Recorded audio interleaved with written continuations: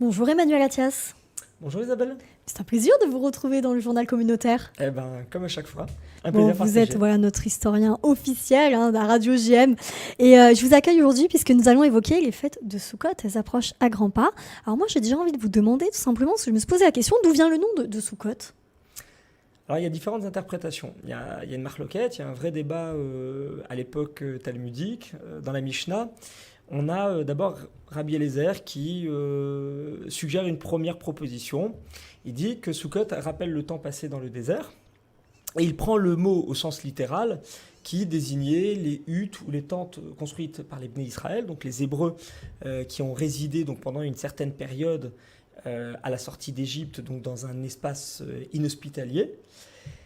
On a une deuxième interprétation qui suggérerait, au travers du péricope Bo, donc de la Sidra dans le livre de Shemot, que ce soit une des étapes de l'itinéraire emprunté par les Hébreux depuis la sortie d'Égypte jusqu'à leur arrivée en Eretz Israël, avec un passage qui dit « Vaïsra'u bene Israël, me Ramsès Sukkota ».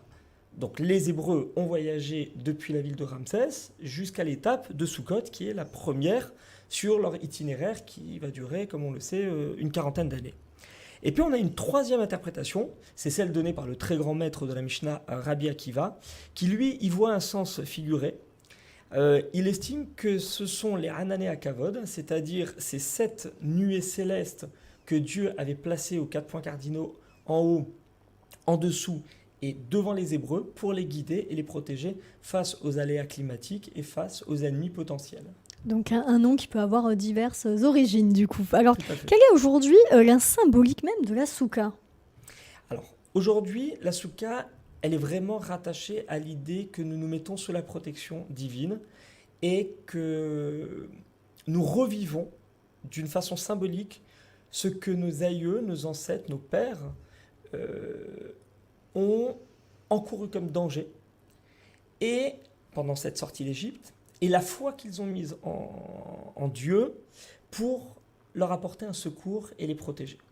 Donc on se met dans un espace qui est fragile, volontairement, donc on doit construire une souka qui est faite de matériaux non durables, donc ça n'est pas en briques, on évite de mettre une armature métallique trop importante, beaucoup de gens auront recours à des murs réalisés soit dans un placo fin, soit en bois, et puis avec des règles spécifiques de construction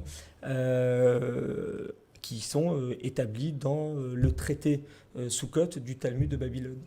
Alors, il y a quand même quelque chose d'important. Le toit doit être en roseau, puisqu'il y a toute une symbolique aussi et l'importance de la pluie pour Sukkot. Alors, ce n'est pas forcément du roseau. Il faut impérativement que ce soit des matières végétales qui sont d'origine organique, mais qui soient totalement détachées du sol. Donc, par exemple, on ne pourra pas utiliser une vigne dont le pied est encore rattaché à la terre. Selon les traditions, on va utiliser soit un canis, soit des branches de palmier. Alors, par exemple, selon l'interprétation littérale qu'ont de l'idée de Scar les Karaïtes, les Karaïtes, par exemple, voient dans le livre de Néhémia, le livre de Néhémie, l'obligation biblique de réaliser un toit fait à partir des 4 espèces. Donc forcément, leur scar, donc ce toit, obligatoirement est composé de branches de palmier dattier et puis ensuite de d'autres matériaux qui dépendent bien sûr d'une interprétation rabbinique. Donc les Karaïtes, juste pour expliquer pour les auditeurs, c'est un courant du judaïsme, un courant réformé de manière très précoce. Certains revendiquent une affiliation à Sadoc le prêtre, donc déjà à l'époque talmudique, mais plus vraisemblablement, d'après les historiens, ce serait une scission du peuple à l'époque où nous vivions en Babylonie, donc au 8e siècle, donc on est vers le Moyen-Âge, et Adnan ben David, qui était un talmudiste, un des élèves d'une des célèbres yeshivot installées en Irak, a décidé de bifurquer et de ne plus se rattacher à la Torah orale pour ne voir dans la Bible que la Torah écrite, sans les commentaires des rabbins de l'époque talmudique. Alors, j'ai envie de poser une autre question. Quelles sont les traditions attachées à la souka? Alors, les traditions sont très diverses et disons qu'on a une assez grande liberté. Alors, malgré une halakha, c'est-à-dire une loi juive qui est très coercitive, très contraignante concernant la construction proprement dite, hein, on l'a dit notamment en termes des matériaux, en termes des tailles, il ne faut pas qu'elle soit trop petite ni trop grande. Donc tout ça, c'est établi vraiment dans le détail. Alors on pourra les retrouver sur plusieurs pages en résumé dans le Kitsur du Shulchan Arour, par exemple, du grand rabbin Ernest Weil. Mais pour s'attacher plus spécifiquement aux traditions, j'ai envie de raconter une petite anecdote. Enfin, on va en prendre deux au hasard. Premièrement, le fait que beaucoup de familles, depuis des générations, ont pour coutume de mettre des fruits, des légumes, pour orner la souka, puisqu'il est dit, effectivement, dans les textes talmudiques, qu'il faudra lui donner un bel aspect à cette construction éphémère. Puis c'est une fête agricole aussi. Voilà. Et c'est surtout pour ça, en fait. Vous me spoilez un peu, parce que pourquoi des légumes et des fruits? Justement pour rappeler le fait que l'un des noms de Sukkot, c'est Chag HaAsif. Il y a 4 noms, en réalité, pour la fête de Sukkot. On a Chag HaSukkot, fête des cabanes, comme on l'appelle aujourd'hui dans le monde chrétien. Chag HaAsif, fête de la récolte. Donc, ce qui explique effectivement, comme ça marque la fin de la période des récoltes, qu'on ait pris l'habitude d'orner la souka à l'intérieur de fruits et légumes. Ou encore Chag, la fête, Uzman Simchatenu, le temps des réjouissances. Donc c'est une fête très joyeuse qui doit être égayée avec des fruits colorés qui viennent orner la souka. Et d'ailleurs, c'est assez marrant, mais par exemple, il existe une tradition chez les Samaritains qui longtemps ont été persécutés de ne pas réaliser la souka en extérieur. Mais les Samaritains, donc c'est un courant qui a fait sa scission déjà à l'époque des prophètes, donc il y a plus de 2600 ans, et qui a pris pour habitude de construire une souka dans la maison, et ensuite ils consomment les fruits, alors vraiment qui sont en nombre très très important à l'intérieur de leur demeure à ce moment-là, et ils les consomment ensuite sous forme de jus, ils les pressent à la fin de la fête de Sukkot. D'ailleurs, dans les traditions attachées au samaritanisme, il y a encore le pèlerinage qui avait été institué à l'époque biblique et qui se produisait tant que les temples étaient en place. Depuis, on a renoncé aux traditions comme Akhel, le grand rassemblement au premier jour de Chol HaMoed, donc les premiers jours des demi-fêtes. On a renoncé également au pèlerinage qui était rattaché aux 3 fêtes de pèlerinage et qui consistait pour les Israélites de toute la Terre Sainte à venir jusqu'à Jérusalem pour apporter des sacrifices et puis certains impôts. Et on peut également citer une deuxième tradition qui moi me tient à cœur parce que j'ai grandi avec.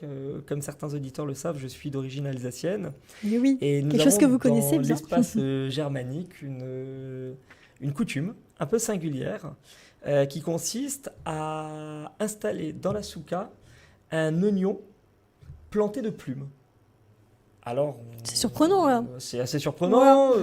Les Safarades, les Juifs d'Afrique du Nord sont souvent très intrigués. Et puis certains ont fini par adopter la coutume à Strasbourg. Il ne faut y voir aucune superstition, mais c'est tiré d'un psaume qui dit Betzel kenaferat astirenu. Tu nous protèges, ô Dieu, donc à l'ombre de tes ailes. Et en fait, c'est un jeu de mots entre Betzel et Batsal, l'oignon et l'ombre. Et pourquoi les plumes?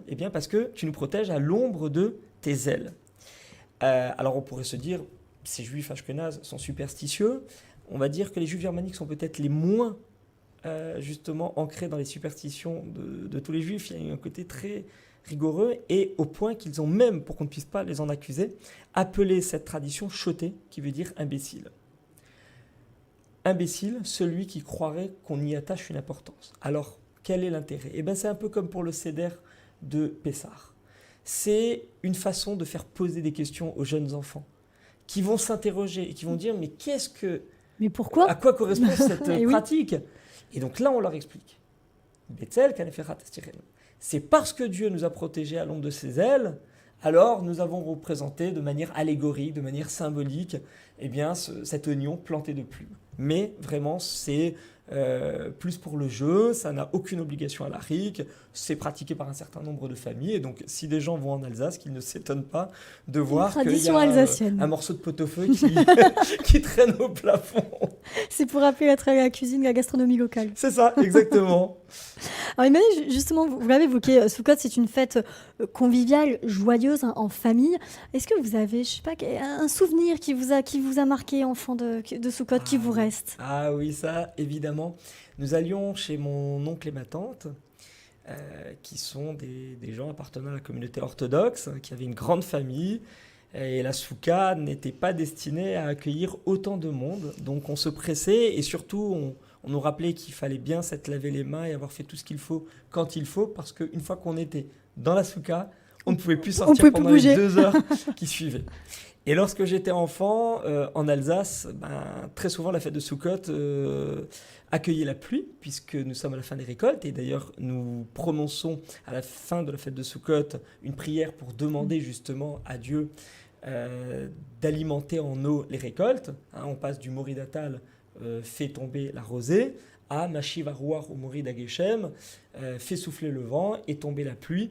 Ce qui est particulièrement recherché dans les zones agricoles, donc on ne va pas s'en plaindre dans la vallée rhénane où les viticulteurs en sont particulièrement contents, mais donc tout ça pour dire qu'il pleuvait beaucoup.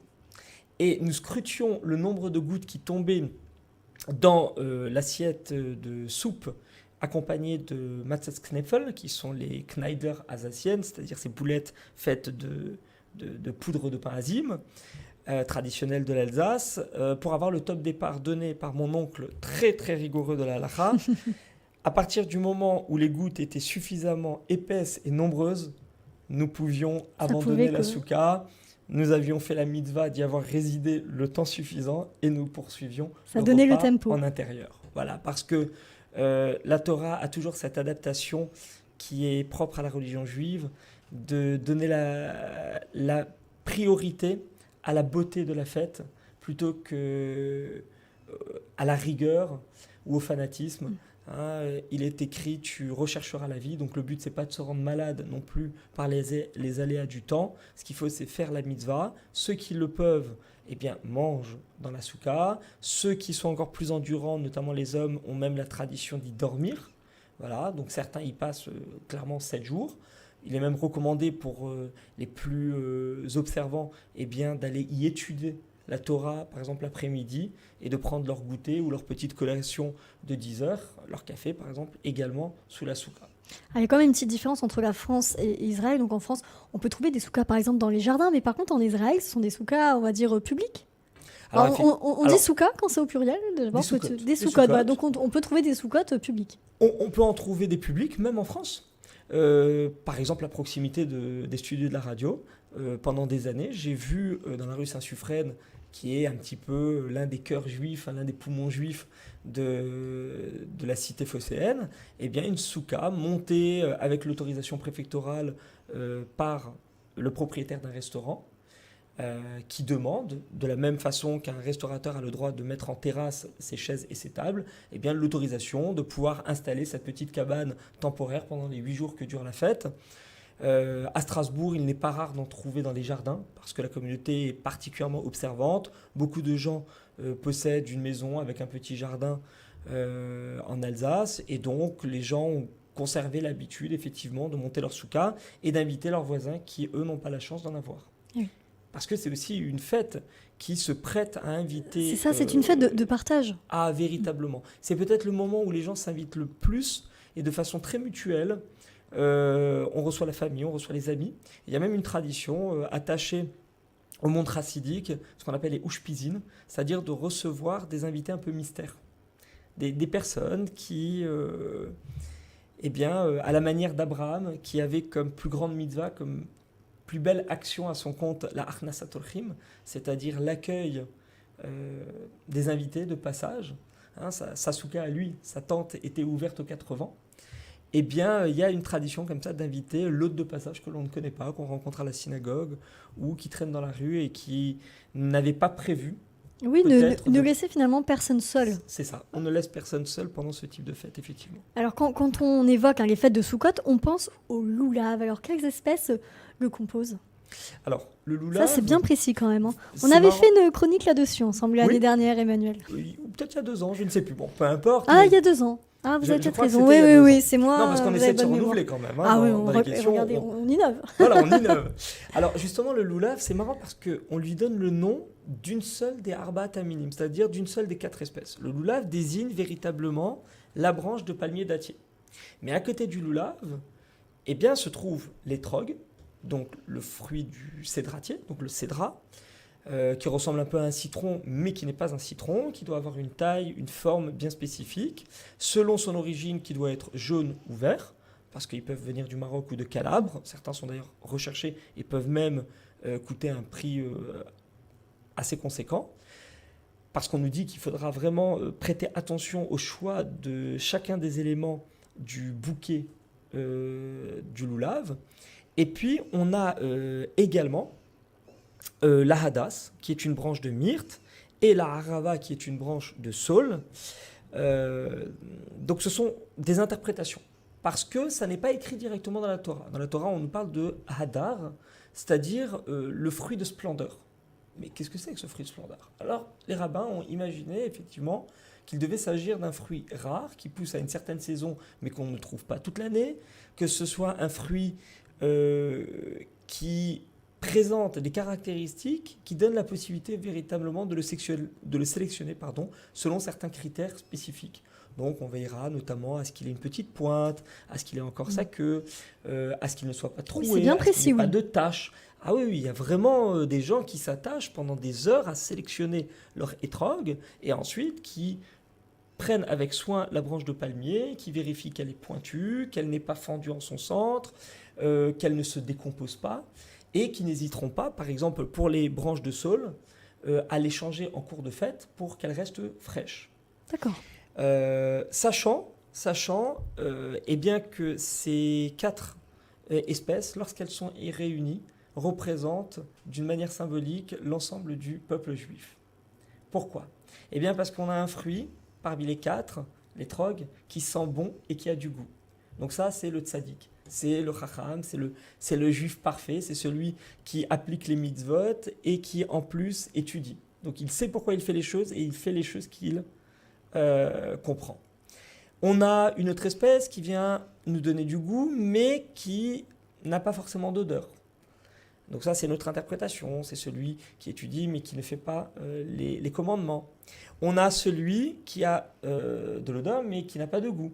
Donc ça, c'est encore une autre catégorie. Et puis il y a celui qui n'a ni odeur ni goût, le saule. Ah, alors il ne fait rien. Alors on aurait pu imaginer qu'on l'excommunie, victime de Kherem, on le jette, on l'expulse hors de la communauté. Et non, justement, on l'intègre. Et justement, on l'intègre. C'est toute la force du judaïsme, c'est qu'on ne jette pas ce qu'on appellerait par ailleurs dans d'autres communautés les brebis galeuses. Chez nous, il n'y a pas de brebis galeuses. Il y a une notion de kirouv, une notion qui vise à rattacher ces gens, à les ramener vers le clan d'Israël, vers le peuple. Et quelle en est la symbolique? Eh bien, lorsqu'on colle l'étrog au loulav, à la myrte et à la branche de saule, et qu'on le détache ensuite, on se rend compte que les 3 autres espèces se sont imprégnées de l'odeur de l'étrog. C'est-à-dire qu'un sage qui va au contact de celui qui est peut-être moins observant, moins cultivé, moins connaisseur, il peut lui transmettre quelque chose de positif. Et ça, pour nous, c'est fondamental. Et c'est une notion vraiment qui s'attache à Sukkot, dont on avait gardé pendant très longtemps à l'époque biblique, comme j'ai dit, la tradition de Hakhel, qui visait à rassembler au milieu de la fête de Sukkot l'intégralité du peuple, les hommes, anashim, les femmes, hataf et les bébés, c'est-à-dire que tout le monde, qu'on comprenne ensemble, ou qu'on ne comprenne pas, soit ensemble, même le prosélyte, c'est-à-dire même celui qui n'est pas encore intégré, parce que voilà, c'est une fête ultra communautaire. C'est une fête où on se retrouve ensemble et on ne fait pas de distinction. Et on va chercher entre son les prochain. uns et les autres et on va chercher son prochain, exactement. Alors Emmanuel, je sais que vous avez une terrasse, donc pas de souka pour vous dans votre jardin. Et non, ça va être difficile. Ça va être difficile, mais j'ai la chance d'appartenir à une communauté très généreuse qui propose une souka magnifique. Et je participe généralement à sa construction chaque année, parce que c'est aussi une mitzvah de participer à la construction dès la fin de la fête de Kippour. On a l'habitude de mettre les premiers éléments de la souka et puis de poursuivre pendant les quelques jours qui suivent jusqu'à la date dite. Et donc, je rejoindrai, si Dieu veut, la souka communautaire pour aller fêter Ce moment, voilà, selon convivial. les règles traditionnelles avec ma famille et, si Dieu veut, avec mes invités. Cette magnifique festivité. Et bien, Emmanuel Attias, il ne me souhaite plus. Je vous souhaite du coup de très belles fêtes de Sukkot.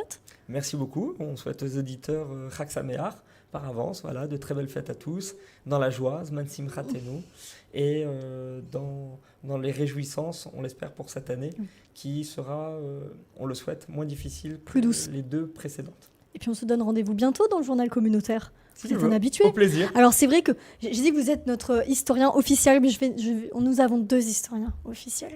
Parce qu'il y a une historienne aussi, Renée Drey Bensoussan, voilà. Mais disons, on que avait mis au masculin et puis nous avons une femme. Nous Voilà, sommes pour donc la je parité. pense évidemment à Renée, que j'aurai sûrement le plaisir d'accueillir aussi dans le journal communautaire.